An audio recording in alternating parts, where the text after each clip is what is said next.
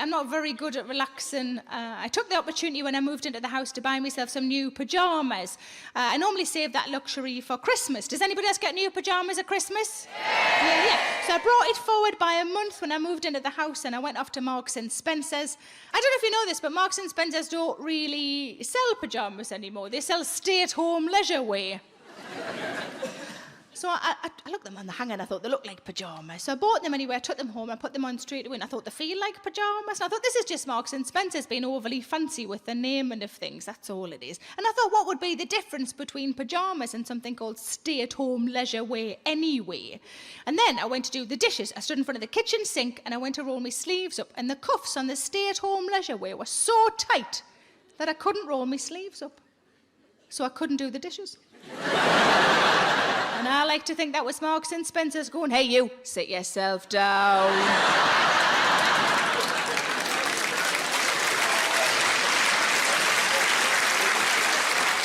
With any luck, the 90s will be flammable and I'll get out the fucking cooking and all. But I think you can't be too relaxed. I think it's possible to be too relaxed because I think the filter that's between your brain and your mouth is there for a reason. I went for massages with a friend of mine. We came out afterwards, got in the car to go home. I was driving, she was in the passenger seat. We were both so floppy and relaxed after the massages that neither of us spoke for ages. It was really comfortable, a proper comfortable silence, if you like. I was just concentrating on the driving. She was watching the scenery go by out of the window. It was lovely. 20 minutes we were like that, 20 minutes of complete silence. She chose to break the 20-minute silence with this sentence. I tell you who else is a bad driver.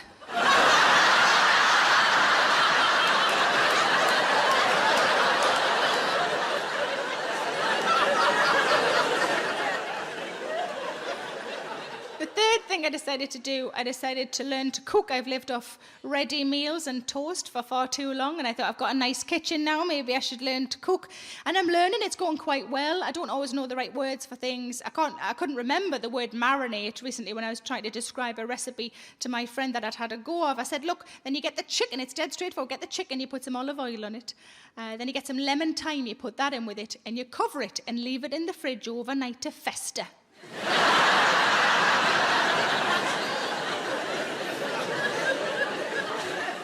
But I was in a cafe a few months ago with one of my friends. She's the sort of person who prefers savoury over sweet. I don't really know why we're still friends. She's nice enough. She ordered a carrot cake, and I always think a carrot cake is such an abomination of a cake. It's like, it's got veg in it. Fuck off. Some people choose to put dates and nuts in it. You're just removing all of the cake aspects. What you've got there is a shitty pasty. So she ordered a carrot cake, I ordered a slice of strawberry cheesecake. On top of her carrot cake was some icing and then a slither of something orange-coloured for decoration, I suppose. And I said to her, is that a bit of carrot? Fair assumption of being carrot cake. And she had a little nibble of it and she went, no, it's not carrot. I said, is it orange then? She said, no, it's not orange. I said, well, I'm all out of orange-coloured things. Unless it's the tail of a goldfish, I've got no idea. She had another nibble of it and she said, I think it's apricot. I said, oh, I can't have apricot. She said, why not? I said, I'm allergic to it. She said, ooh, what happens to you?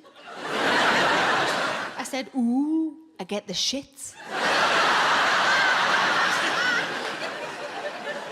And she said, is it really bad? I said, oh yeah, it was like a chocolate fountain down there. And she said, was that just off one? I said, no, I had a bag of them. She said, how many was in the bag? I said, I don't know, maybe 40.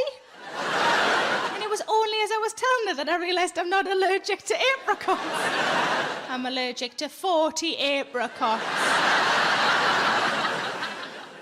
But I was on holiday with my sister last year, and I don't get to see my sister often enough, and it was lovely to have a week together, just the two of us. It was really nice. And at the end of the week, she said something to me that I'll always hold dear. She said, it wasn't until I spent a week with you that I realised how many meals you can have in a day.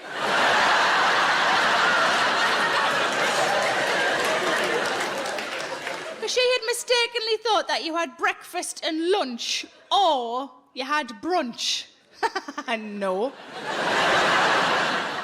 Breakfast, brunch, 11's is lunch.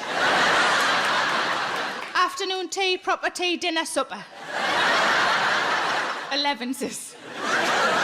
then a midnight snack that can last anything up to 8 hours. And a Milky Way whenever the fuck you like. But I've got a friend who's really good at cooking and baking, and I was on the phone to her, she was showing off a little bit. She knows some random food facts, and she said, did you know that sugar is a preservative? I said, ooh, I'll live forever then. She said, no, you'll probably die quite young, but you won't go off for ages.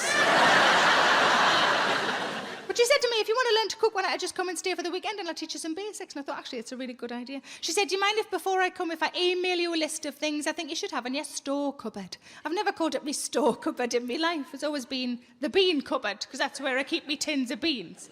But I was a good girl. I got everything in that she suggested. I ordered it online. I'd never ordered food online for delivery before. If you've never done it, give it a go. It's amazing. I typed it into a computer, and a man brought it to the house. Some of you are looking at me like, fuck off, it's real.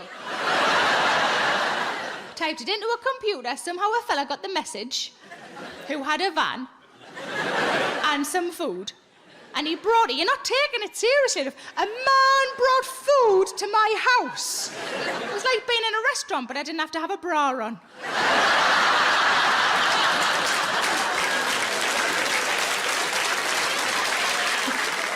Bit like Nando's then.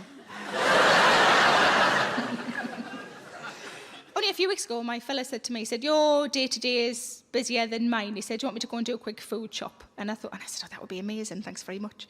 I said, I'm only here for a couple of days, so don't get loads in. He said, just give us a list. So I said, great. So I made him a list, off he went. When he came back in, he said, I managed to get everything off the list apart from one thing. I said, that's great, thanks very much. I started to unpack the bags, put them in the cupboard.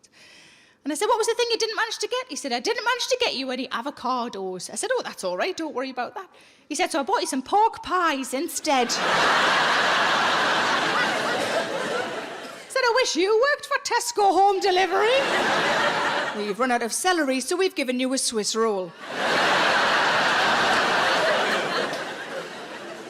But he said the best thing about them, he said, they're whoops pork pies. I said, I don't know what that means. He said, they're whoops pork pies.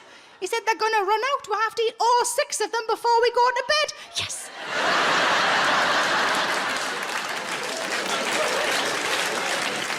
But you know those cookie shops on the high street where you can get the normal-sized cookies, but you can also get the bigger sort of celebration ones? He bought me one of those, celebration one, a few years ago for part of my Christmas present, and it was smashing. I was unexpected. It was great. And I opened the box and I said, this is a great present. This is excellent. He said, oh, I'm glad you like it. It was all iced Merry Christmas, Sarah, with kisses on.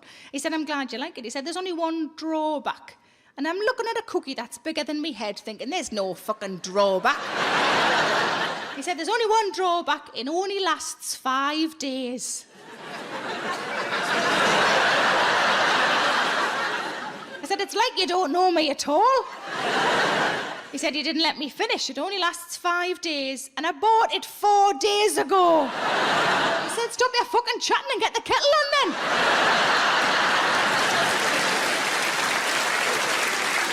That's not a present, love. That's a challenge. I think most people at Christmas, pretty much everybody in this room, will get one slightly shitty Christmas present. Just slightly shitty Christmas present. Usually for somebody who doesn't know you very well. And you look at it and you think, how did they? Why did they? What the fuck is a pomander? Now, last Christmas, my shitty Christmas present was off my fella. Exactly. And it was a long-handled metal shoe horn. Your guess is as good as mine. Now, if you get your shitty Christmas present off your Auntie Brenda, you have to go, thanks very much, Auntie Brenda. I'll be able to put my shoes on from a great height now. But the joy of it being off your partner is you're allowed to go, what the fuck is that? Which is what I did. And he said, you asked for it. I said, no, I bloody didn't. And this is where I found out something quite adorable about my fella. All year round, whenever I mention something like, fancy that DVD, I might get myself that book, he makes a note of it in his phone. And when it comes to Christmas or birthdays, he picks a couple of things off the list and he buys me them as presents, which I just think is adorable. But it did mean that when I said to him, when did I ask for a long-handled metal shoehorn? He said, August the 8th.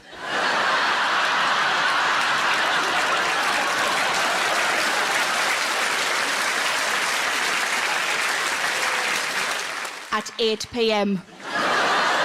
The only possible scenario I can think of where this might have happened is maybe I was trying a dress on that was a little bit too tight, and to try and make myself feel better and laugh it off, I said something like, "Oh, could do with a shoehorn to get into this." And instead of giving me the cuddle that I clearly fucking needed, he made a note of it in his phone. Shoehorn, that's what she wants.